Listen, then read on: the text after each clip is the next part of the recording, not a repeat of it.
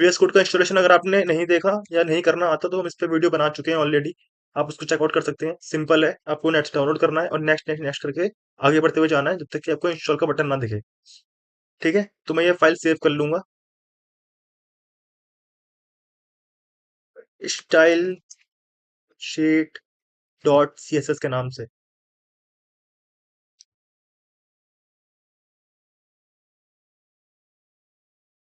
ठीक है, और अब मुझे इस फाइल को, क्योंकि ये एचटीएमएल सीएसएस बनाई है मैंने, मुझे कहीं अटैच भी करना होगा। तो हम चलते हैं अपने एचटीएमएल की तरफ। यहाँ पे हमारे पास बहुत सारे पेज थे। HTML6 वाला पेज हम ले लेते हैं। ये वाला पेज हम ले लेते हैं, इस पे हम स्टाइलिंग करेंगे। ठीक है, तो ओपन विथ वीएस कोड।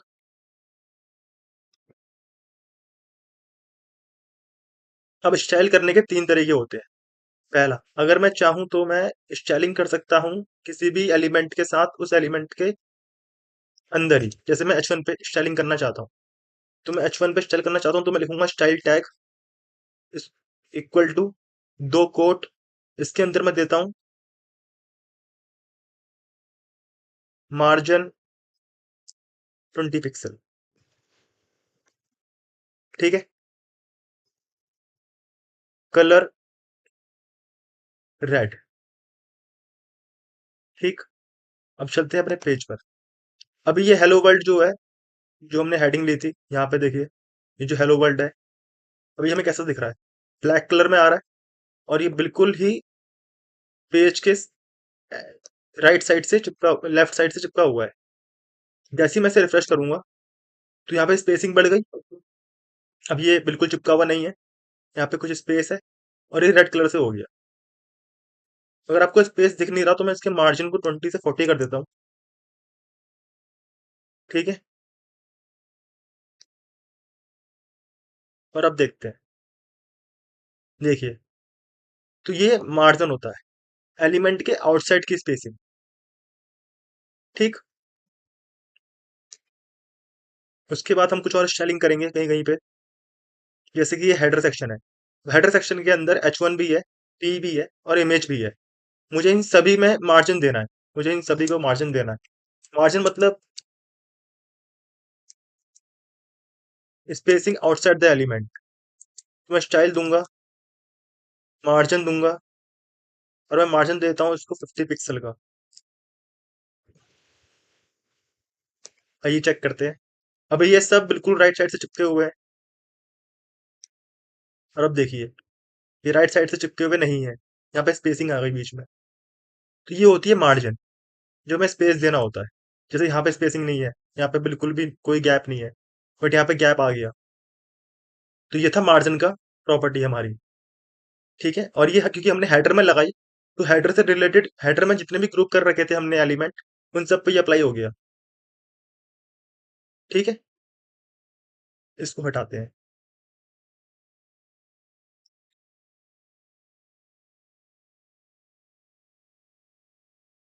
अब चलते हैं नीचे की तरफ,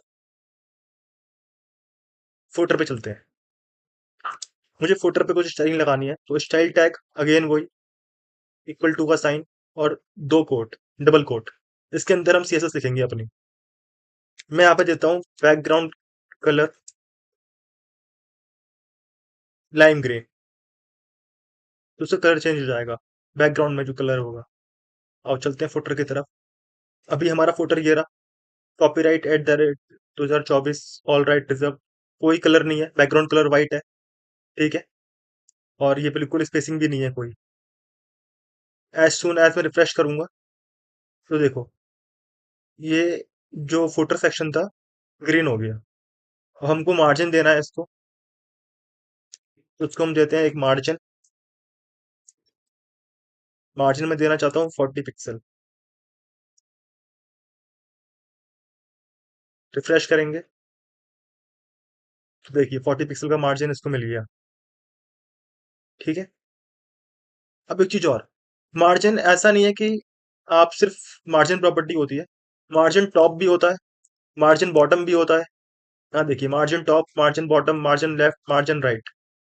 ठीक है, तो मैं इसको अगर मार्जिन टॉप देता हूँ 50 पिक्सल, तो अब ये टॉप से मार्जिन, टॉप से स्पेसिंग करेगा। अभी इतनी सी स्पेसिंग है इन दोनों के बीच में, ठीक है। अब देखना स्पेसिंग बढ़ गई, आपको इतना फर्क नहीं दिखा होगा 10 पिक्सल में। तो अगर मैं इसको मार्जिन देता हूँ 250 पिक्सल फॉर एक्सपेरिमेंटल पर्पस, तो अब देखो कितना स्पेस आ गया इसके इसके बीच में, ठीक है। तो ये होता है मार्जिन। समझ में आया मार्जिन प्रॉपर्टी? इसको हम और अच्छे से देखेंगे जब हम अपनी एक्सटर्नल सीएसएस कोड करेंगे। अभी मैं आपको बस सिखा रहा हूँ कि कैसे हम मार्जिन देते हैं, कैसे हम सीएसएस करते हैं बेसिकली, ठीक है। अब चलते हैं दोबारा अपने वेब पेज पर, और यहाँ पे हमने कुछ स्टाइल दिया रखा है, ब्राउन, फॉन्ट साइज, लार्ज। मुझे लार्ज नहीं देना, मुझे फॉन्ट साइज देना है 60 पिक्सल।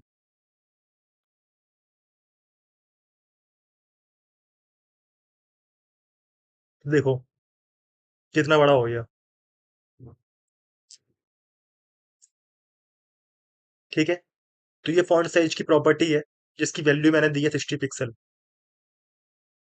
अब ये आर्टिकल टाइटल है, मुझे इसकी वैल्यू को इसको मुझे थोड़ा बड़ा करना है।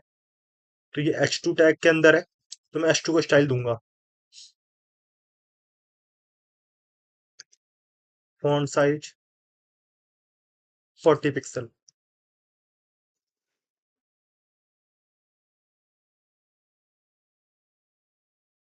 तो ये बड़ा हुआ, ठीक है। वैसे ही ये हेलो वर्ल्ड है, ये रेड कलर से है, मैं चाहता हूँ कि ये रेड ना हो, ये ब्लू हो जाए, और इसका फॉन्ट साइज बड़ा हो जाए। तो यहाँ पे हमने रेड कलर दिया हुआ है, यहाँ पे हम कलर देंगे ब्लू, फॉन्ट साइज देंगे 60 पिक्सल, फॉन्ट फैमिली देंगे, देखो बहुत सारी फॉन्ट फैमिली है, मैं चाहता हूँ कि मैं लूसिडा साइंस ये वाली फॉन्ट फैमिली दूँ। हम एक साथ बहुत सारी फॉन्ट फैमिली दे सकते हैं, ठीक है। जैसे मैंने यहाँ पे लगभग 5-6 फॉन्ट फैमिली दी है। तो अभी हेलो वर्ल्ड छोटा सा लिखा हुआ है, मैं आपको दिखा देता हूँ बड़ा करके। छोटा सा हेलो वर्ल्ड लिखा हुआ है, ठीक है। इसका फॉन्ट फाइल फैमिली जब बदलेगा तो इसका देखो स्टाइल भी बदल गया और इसका कलर भी बदल गया, ठीक है। तो ये है हेलो वर्ल्ड। तो ये थी सीएसएस में बेसिक बेसिक से फॉन्ट। अब एक सेकंड तरीका क्या है सीएसएस लिखने का? सेकंड तरीका सीएसएस लिखने का होता है कि हम हेड सेक्शन के अंदर बॉडी से पहले एक चाइल्ड टैग का इस्तेमाल करते हैं, और यहाँ पे हम लिखते हैं अपनी एक चाइल्ड। जैसे कि मैं यहाँ पे लिख रहा हूँ अपनी स्टाइल, तो बॉडी हमने सेलेक्टर इस्तेमाल किया, बॉडी मतलब फुल बॉडी, ठीक है। यहाँ पे मैं मार्जिन दे रहा हूँ 20 पिक्सल का, पैडिंग दे रहा हूँ 20 पिक्सल, बॉर्डर दे रहा हूँ 5 पिक्सल सॉलिड ब्लैक, और बैकग्राउंड कलर दे रहा हूँ लाइट ग्रे। तो ये बॉडी पे अप्लाई होगा। रिफ्रेश करेंगे तो ये देखो, ठीक है। पैडिंग जो हमने दी थी, एक काम करते हैं, तो हमने मार्जिन दिया था 20 पिक्सल, पैडिंग दिया है 20 पिक्सल, बॉर्डर दिया है 5 पिक्सल सॉलिड ब्लैक, इसलिए बॉर्डर दिख रहा है, बैकग्राउंड कलर हमने दिया है लाइट ग्रे। अब अगर मैं इस प्रॉपर्टी में चेंज करता हूँ, मैं मार्जिन देता हूँ इसको 40 पिक्सल का, पैडिंग 20 पिक्सल दिख रही है आपको, हेलो वर्ल्ड से पहले जो फर्क आ रहा है एलिमेंट के अंदर, और मार्जिन एलिमेंट के बाहर,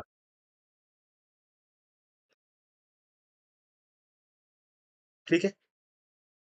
मार्जिन थोड़ा और बढ़ाते हैं ताकि आपको और अच्छे से समझ में आएगा। देखना ये बॉर्डर से पहले का स्पेसिंग, बॉर्डर के बाहर वाला स्पेसिंग बढ़ जाएगा, देखा आपने? बॉर्डर के ऊपर, बॉर्डर के बाहर राइट साइड में, बॉर्डर के लेफ्ट साइड में स्पेसिंग बढ़ गई। मैं आपको और दिखाता हूँ, इसको मैं कर देता हूँ 100 पिक्सल। ये देखिए, तो ये है मार्जिन। ये बहुत कंफ्यूजिंग टॉपिक होता है हमेशा पैडिंग और मार्जिन का, एक बार आप ये समझ जाओगे तो आपको दिक्कत कभी नहीं होगी, ठीक है। तो ये होता है मार्जिन। अब अगर मैं इसकी पैडिंग से बदलाव छेड़खानी करता हूँ, जैसे कि मैं पैडिंग देता हूँ 40 पिक्सल, तो इस बार अंदर की स्पेसिंग जो है, इस बॉर्डर के और टेक्स्ट के अंदर जो स्पेसिंग है यहाँ पे, ये बदलाव होगी, ठीक है।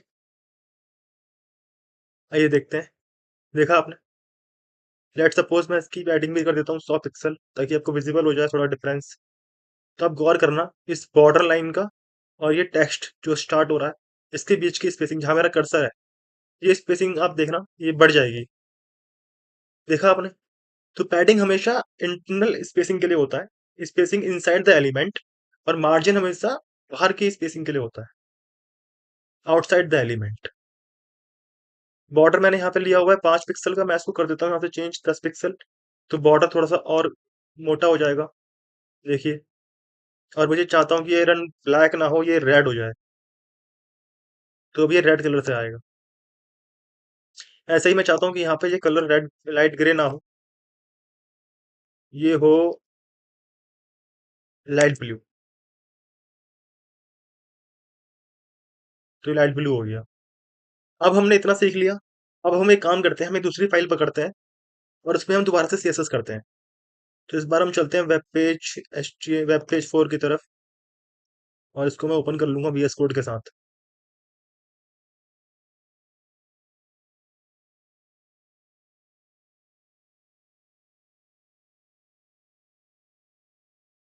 ठीक है, अभी ये बिल्कुल फ्रेश फाइल है, और हम यहाँ पे दोबारा से स्टाइलिंग करेंगे। हमने अभी तक इनलाइन सीएसएस देख ली थी, उसी को एक बार दोबारा देखते हैं। स्टाइल,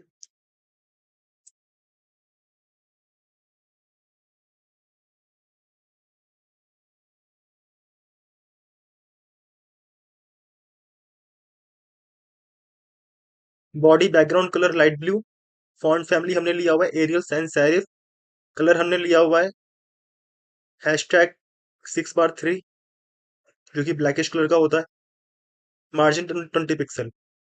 H1 हमने सिलेक्टर लिया हुआ है, इसका कलर हमने रख दिया डार्क ब्लू। जितने भी H1 होंगे उन सबका कलर क्या हो जाएगा, डार्क ब्लू। ए एंकर टैग के लिए होता है, तो हमने ए टैग का सिलेक्टर इस्तेमाल किया है। ठीक है, इसकी कलर वैल्यू हमने दे दी है डार्क रेड। टेक्स्ट डेकोरेशन हमने दे दिया है नन।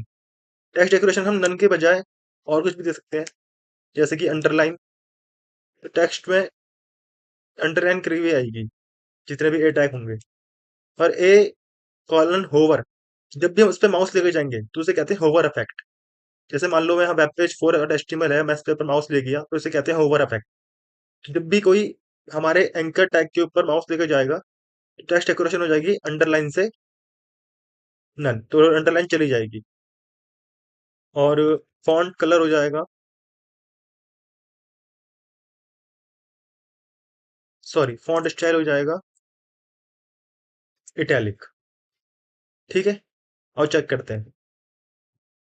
ये हमारा वेब पेज है, इसे रिफ्रेश करेंगे तो हम देख पा रहे हैं हमारी हेडिंग जो है ब्लू हो गई। लिंक हमारे, जैसी मैं लिंक, अभी लिंक बिल्कुल रेड कलर का है और इसके नीचे अंडरलाइन है।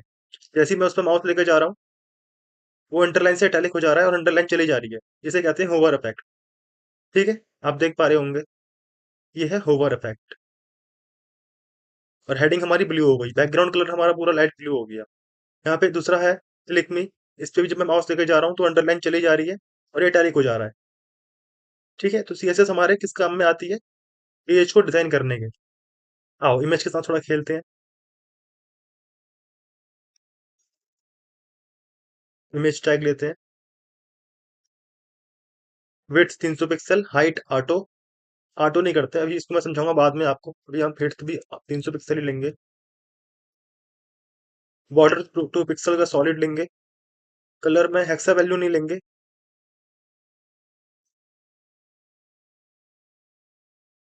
हम लेंगे ब्लैक। मार्जिन टॉप लेंगे 10 पिक्सल। मार्जिन बॉटम लेंगे 20 पिक्सल। आप चाहो तो मार्जिन राइट और लेफ्ट भी ले सकते हो। मार्जिन राइट 10 पिक्सल, और मार्जिन लेफ्ट 10 पिक्सल। और यहाँ पे इसको हम करेंगे कर्ली ब्रेसेस क्लोज्ड। ठीक है, चलते हैं इमेज के पास। तो देखो 300 बाई 300 की इमेज हो गई, और इसका जो बॉर्डर है वो ब्लैक कलर का आ रहा है। ये इमेज भी 300 बाई 300 की होगा क्योंकि दोनों इमेज पे काम करेगा। हमने इमेज का सिलेक्टर लिया हुआ था, तो दोनों ही इमेज पे काम करेगा।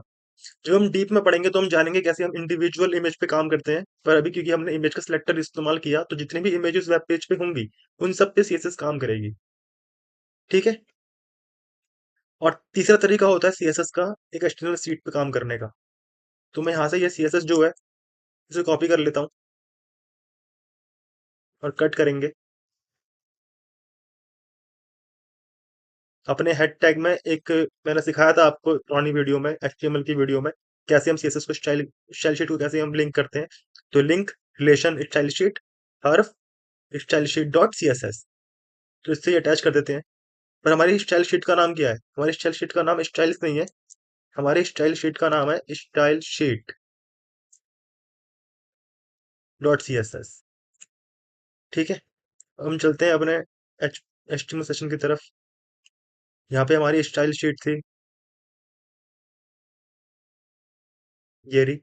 इसे ओपन करेंगे, ये ब्लैंक है। अपना कोड यहाँ पेस्ट करेंगे और स्टाइल टैग को मिटा देंगे, इसकी जरूरत नहीं पड़ती यहाँ पे। सेव करूंगा मैं इसको, और ये पेज अभी भी सेम ऐसे ही रहेगा। ठीक है। लेकिन अगर मैं यहाँ से ये वाला लिंक इसे मैं कमेंट कर दूं